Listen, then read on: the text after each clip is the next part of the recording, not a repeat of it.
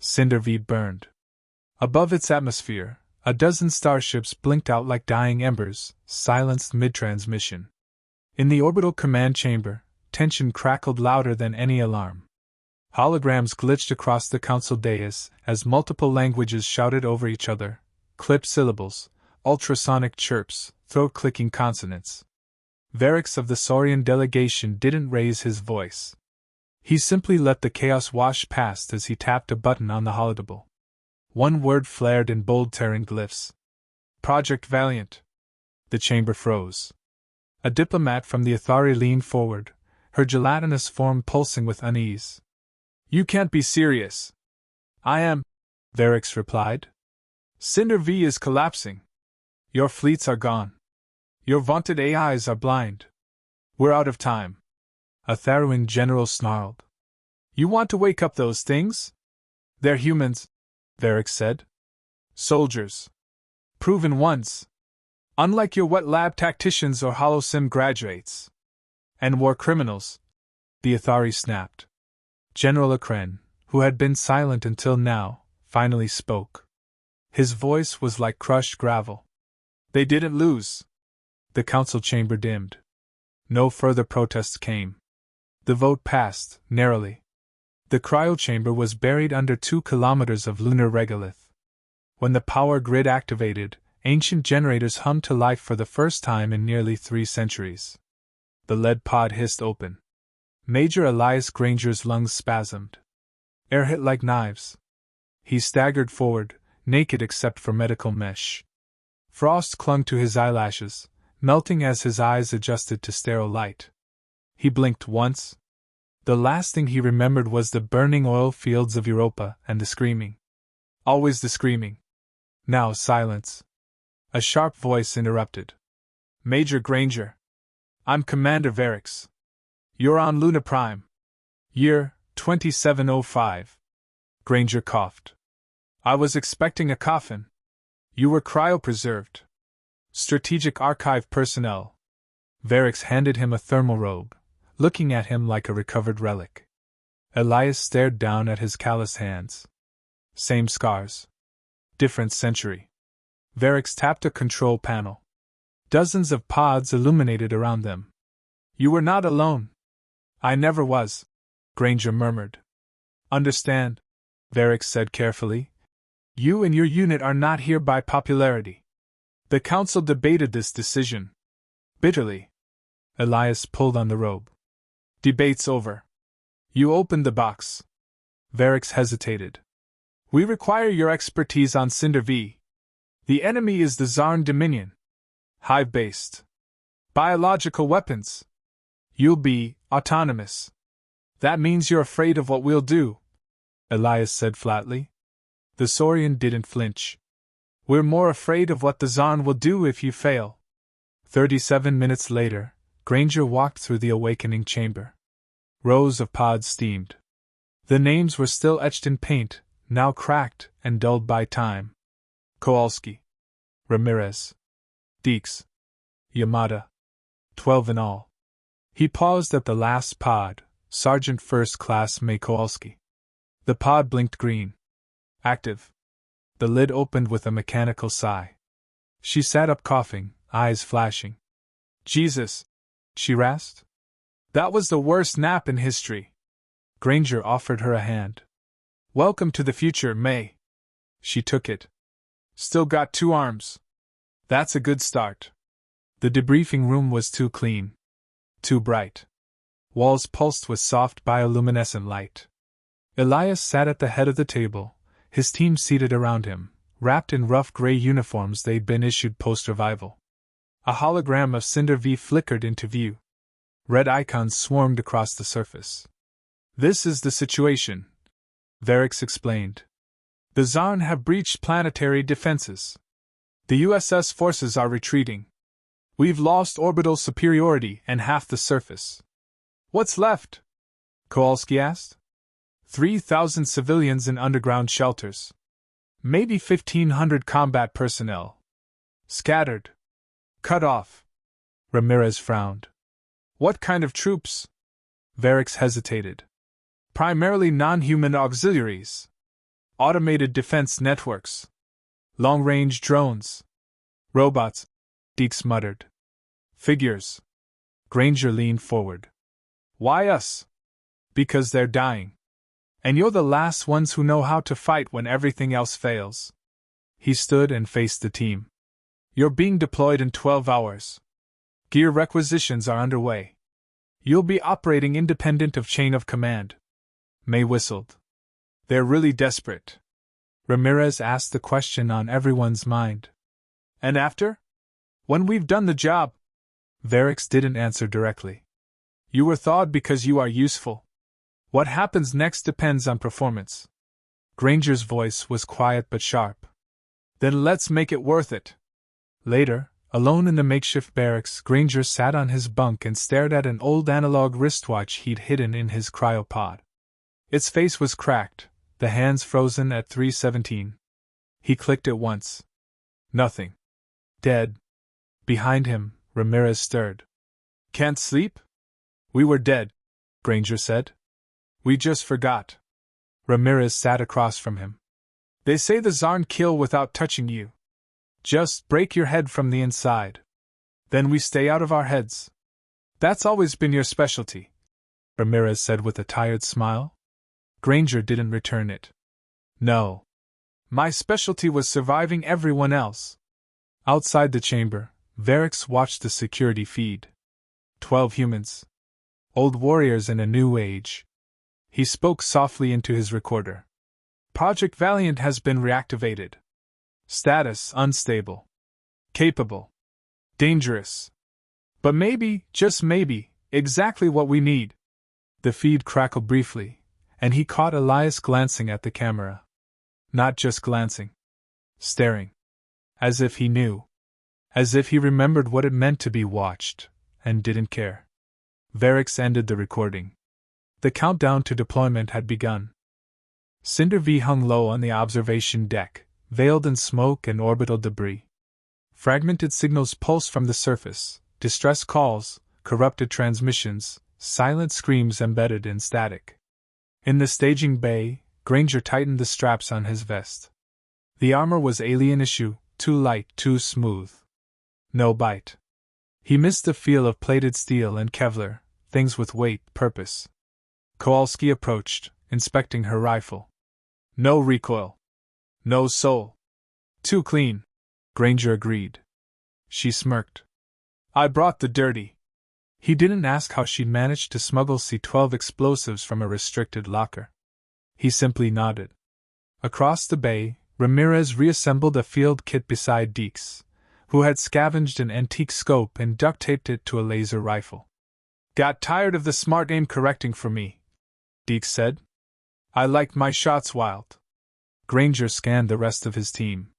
They were adjusting fast. Muscle memory didn't rust. A hiss of hydraulic doors interrupted the moment. A figure entered, tall and lean, with a face like carved stone and skin marked in deep cobalt lines, Captain Thrin, of the Jernak. He didn't greet them. You are to assist in Operation Shoepoint, Thrin stated. You'll flank the Zarn vanguard. Our AIs will coordinate. Granger stepped forward. No. Thrin's eye ridges lifted. Explain. We don't run with AI command net. We make our own calls. That is inefficient, Thrin said, brows twitching. Human behavior is unpredictable. Flawed. And that's why we win, Granger replied. A silent standoff. Ramirez cleared his throat, but no one moved. Finally, Thrin exhaled through sharp nostrils. Very well. Operate independently.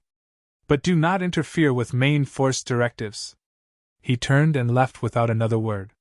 Kowalski chuckled. You make friends fast. Granger strapped his weapon to his back. We're not here to make friends.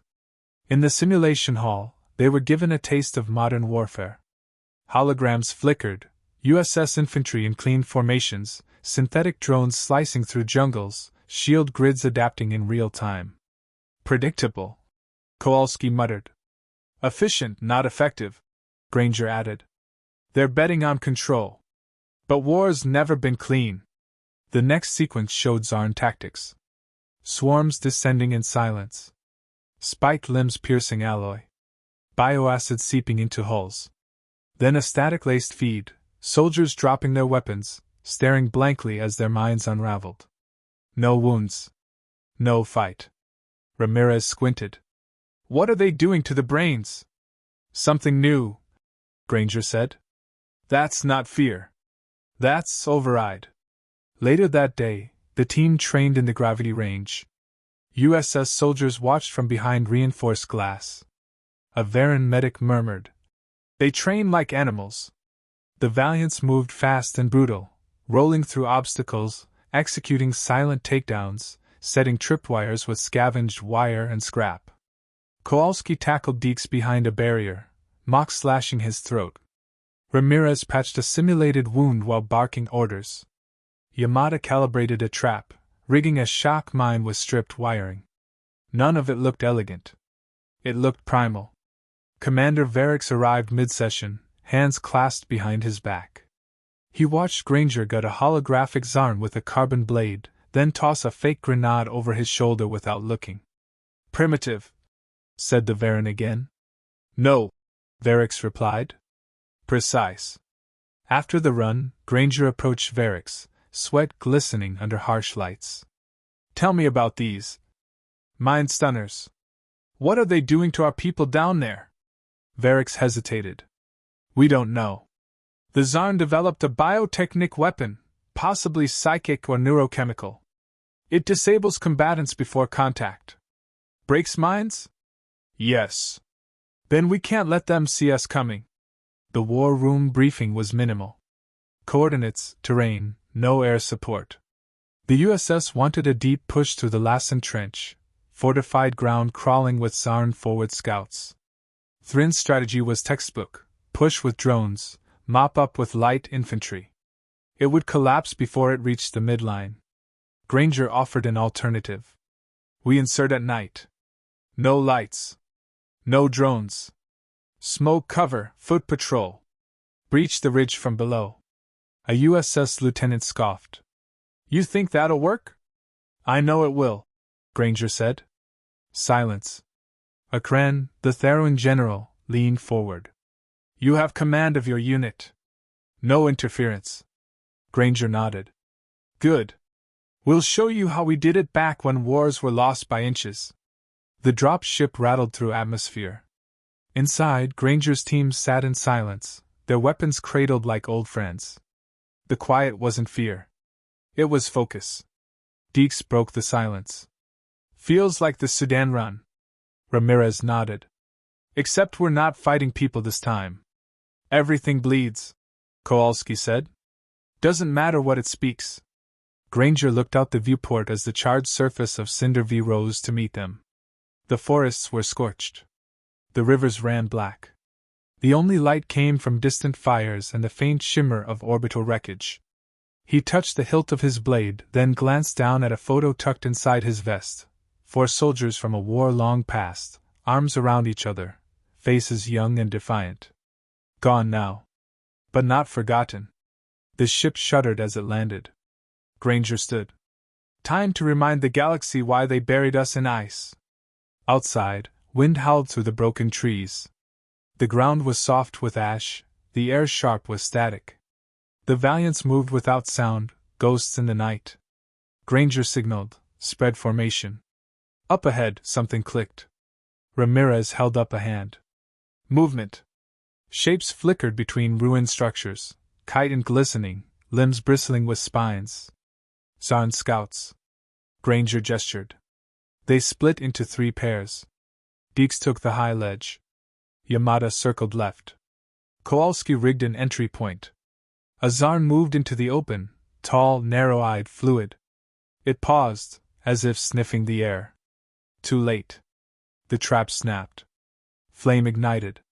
Screeching filled the air as the Valiants descended. Quick, brutal, clean. When the dust settled, 6 Zarn bodies lay motionless. No noise. No alerts. Ramirez checked his scanner. Still no pings. Either their comms are buried, or they don't use them. Good, Granger said. We keep it that way. Kowalski picked up a discarded Zarn weapon, organic, pulsing faintly. Think this'll make good art? She asked. No trophies, Elias said. Just kills. At dawn, they reached the ridge. Below them, the trench unfolded, a gaping scar lined with hive mounds, some pulsing. The Zarn were massing. Granger set his jaw. This is where the war begins. And where it ends? Ramirez asked. That's up to us. He turned back to his team. 12 ghosts. 1 mission. We don't run. We don't wait. We strike first. He looked down at the swarm and smiled without warmth. Let's show them how old soldiers die. The Lassen Trench wasn't a battlefield. It was a grave that hadn't finished filling itself. Steam rose from the muck as the Valiants descended, boots sinking into mire layered with charred metal, shattered gear, and the bones of things that died silently. The stench, earth, rot, and something chemical, clung to their throats. Granger crouched at the edge of a crumbled support beam. Ahead, a hive mound pulsed like a diseased heart. No movement. No patrols. But that was the trick. The Zarn didn't guard with numbers. They waited in the ground, under skin and stone. He raised 2 fingers. Split. Kowalski peeled left with Ramirez, while Deeks and Yamada flanked right. The Valiants faded into shadow. Granger stayed still, counting heartbeats. 1, 2, 3. Then came the noise, soft, wet, like muscle stretching under bone. From the mound, a Zarn scout emerged, limbs spiked with bone-like protrusions, torso twitching in unnatural pulses. It carried no weapon. It didn't need one. Its gaze swept the trench with mechanical precision, then paused. Granger didn't breathe. A whisper crackled in his ear. Ramirez. Eyes glowing green. Not normal. Another voice. Kowalski, quiet and tight. I've got a bad feeling. Granger spoke 2 words. Take it. A thump. Silenced shot. The Zarn dropped, but it didn't die right. It convulsed, shrieked not with pain, but warning. Green fluid erupted from its joints. The mound stirred. The dirt shifted. Dozens of shapes rose from the trench walls, claws clicking, bodies uncoiling like twisted vines. Not a patrol. A nest. Contact, Granger snapped. No formation. Scatter and break lines. Gunfire erupted, sharp and surgical. The Valiants weren't caught flat-footed, they never were. Deeks' rifle cracked from a ridge, tearing through Zarn carapace. Kowalski's charges blew dirt and bones skyward. Ramirez moved through smoke like a phantom, dragging a wounded ally behind cover. Granger moved fast, blade in one hand, pistol in the other. A Zarn lunged. He ducked under its swing and buried the knife deep under its jaw. It writhed once, then dropped limp. Another came from the side, spitting acid. Granger rolled, felt droplets hiss against his sleeve. He shot it twice in the throat, once in the skull. It collapsed, but didn't bleed. Ramirez shouted. They're dry. No fluids. Yamada joined in. That's not blood. That's coolant. Then came the scream, not from a Zarn, but from Deeks. He stumbled from a slope, eyes wide, mouth twitching. I can't, he gasped. His rifle clattered from his hands. His pupils dilated, then rolled back. He dropped to his knees, shaking violently. Granger reached him, grabbed his collar. Deeks? Look at me! What did you see? Deeks wasn't seeing anything. He was somewhere else. From his neck, a small growth pulsed, fleshy, translucent, no bigger than a coin. Ramirez stared, pale. It's in him. Kowalski raised her pistol. Don't, Granger warned. Deeks screamed. Then, he wasn't Deeks anymore. He lunged. Granger caught his wrist, turned, and drove him to the ground. Deeks fought with animal strength, hands clawing at Granger's face. Ramirez screamed. It's overriding his nervous system. Like a parasite. Deeks' teeth snapped close to Granger's throat. Granger didn't hesitate. He pulled his sidearm and fired once into his chest. The body went limp. Silence fell. Nobody moved. Kowalski walked over, kicked the parasite loose from Deke's neck. It squelched once, then curled inward like it was trying to vanish. Granger stood, blood on his hands. That's the mind leech. Ramirez was still staring at Deke's body. He didn't even blink. 1 second he was fine. Next second. They're not trying to win, Granger said. They're trying to erase us. They regrouped at the edge of a collapsed bunker. Wind howled through shattered walls. The hive mound in the distance still pulsed, unbothered. We need samples, Ramirez said. That leech was biological. Might be reverse engineered. Too risky, Yamada replied. What if you get infected? I won't touch it directly. Just isolate tissue. We need data. Granger nodded. Take 2 minutes. He turned to Kowalski. Set charges. If they come through that ridge, I want them vaporized. She grinned. You always know how to cheer me up. While they worked, Granger activated a secure uplink, burst transmission to Varix. No words, just coordinates and a timestamp. Let the council see what they were up against. 5 minutes later, more shapes moved in the dark. Quiet this time. More calculated. They're learning, Yamada whispered. No, Granger said. They already learned. Now they're hunting. The team circled up. Low. Blades out. From the trench wall, Azan stepped into view, taller, armored in black carapace, limbs longer, more deliberate. Its head tilted, like it recognized them. It didn't speak. But it sent a signal. A sharp, audible click, almost human. Granger felt something twist behind his eyes. Ramirez staggered. It's pushing thought. A signal. I can hear it. Kill it, Granger ordered. Kowalski fired. The shot hit center mass. The Zarn didn't fall. It absorbed the hit, stepped forward. Hit it again! This time, everyone fired. It dropped after the 6th shot. When it hit the ground, the clicking stopped. Ramirez gasped. That sound was syncing brainwaves. Trying to overwrite. They're not soldiers, Granger said. They're code running in flesh. Kowalski scowled. So we write new code, 1 bullet at a time. As the sun broke through the toxic clouds above, Granger stared at the burning mound in the distance. They'd made it through. Barely. But not all of them. He walked back to Deke's body. Wrapped it in thermal sheeting. Pressed the dog tag into the cloth. Ramirez stood beside him, quiet. Granger spoke low. He saved the rest of us. Even after he turned. Granger nodded. Doesn't change what he meant before. They buried him in the trench wall. No headstone. Just a knife buried halfway into the dirt. Kowalski stood over it, hand resting on her belt. 1 down, she muttered. 11 left. No, Granger corrected. 12 still stand. Even the ones who fell. The team looked out across the field. The war wasn't over. But now, it was real.